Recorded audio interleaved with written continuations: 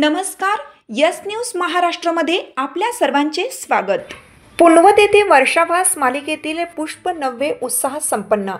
शिराळा तालुक्यातील पुनवत गावामध्ये भारतीय बौद्ध महासभा बुद्धिस्ट सोसायटी ऑफ इंडिया शाखा शिराळा यांच्या वतीने वर्षावास मालिकेतील पुष्प 90 रविवार रोजी उत्साह संपन्न झाले। कार्यक्रमाची सुरुवात महामानव डॉक्टर बाबासाहेब आंबेडकर यांच्या प्रतिमेसमोर दीप प्रज्वलन करून तसेच त्रिसरण आणि पंचशील ग्रहण करून करण्यात आली।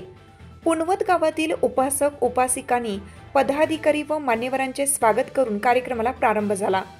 या कार्यक्रमाचे अध्यक्ष दिलीप कांबळे माजी सैनिक हे उपस्थित होते, तर सूत्रसंचालन भारतीय बौद्ध महासभेचे तालुका सरचिटणीस बौद्धाचार्य शशिकांत कांबळे यांनी केलं। पराभव सुत्त या विषयावर मुख्य प्रवचन बौद्धाचार्य सतीश काळे यांनी केले। त्यांनी मानवी जीवनातील पराभवाची कारणे सोप्या आणि प्रभावी शब्दात स्पष्ट केली। त्यानंतर प्रमुख वक्ते म्हणून रमाकांत मोहिते, अशोक कांबळे, रवी शिवजातक, जगू कांबळे व दिलीप कांबळे यांनी धम्मदेशातून मोलाचे मार्गदर्शन केलं। यावेळी समता सैनिकांनी संचलन करून शिस्तबद्ध व उत्साही वातावरण निर्माण केलं। कार्यक्रमाचे आयोजन पुनवत गावचे उपासक आयुष्यमान विपुल कांबळे, संपत हेतंबे, आनंद यादव, ग्रामपंचायत सदस्य व माजी सरपंच विष्णू कांबळे यांनी उत्तमरित्या केले।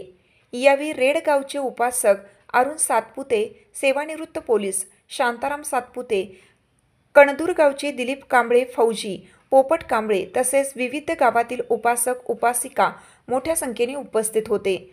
पुनवत गावातील उपासिका निशा हेतंबे, आशा हेतंबे, मंगल कांबळे, अंजना कांबळे, प्रेमा कांबळे, प्राजक्ता पवार, सिंधू हेतंबे, लक्ष्मी यादव, नंदा कांबळे, नीता कांबळे, रोहिणी कांबळे, बाळकाबाई कांबळे, माया हेतंबे आदींचा सक्रिय सहभाग होता।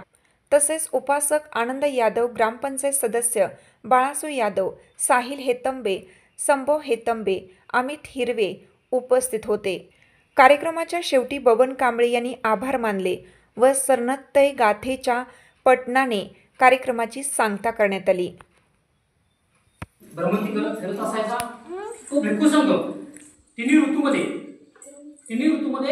त्या धर्माचा प्रचार प्रसार करण्यासाठी फिरत असताना उन्हाळा आणि हिवाळा या दोन ऋतूमध्ये त्या भिक्खू संघांना फारसा त्रास व्हायचा नाही, पण पावसाच्या या कालावधीमध्ये पावसाच्या या ऋतूमध्ये त्या भिक्खू संघांना खूप त्रास व्हायचा, कारण भिक्खू संघ सतत रोजच्या रोज भ्रमंती करत असायचा, धर्माचा प्रचार प्रसार करण्यासाठी फिरत असायचा।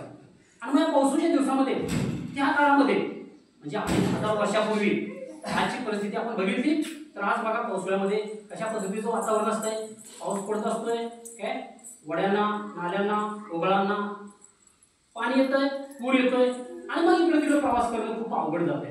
तर त्या काळामध्ये 2500 वर्षापूर्वी तो काळ जर बघितला तर खूप प्रचंड असा पाऊस त्या काळामध्ये असायचा। आणि त्या काळामध्ये जसं आज आपल्याला रस्ता आहेत,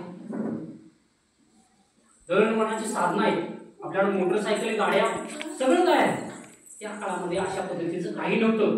काय आपण थोडंसं म्हणजे आपला जर स्वतःचा अनुभव आपण सांगायला लागलो तर आपल्या वयानुसार आपण सांगतो की बाबा माझं वय 50 वर्ष आहे, माझं 60 वर्ष वय आहे।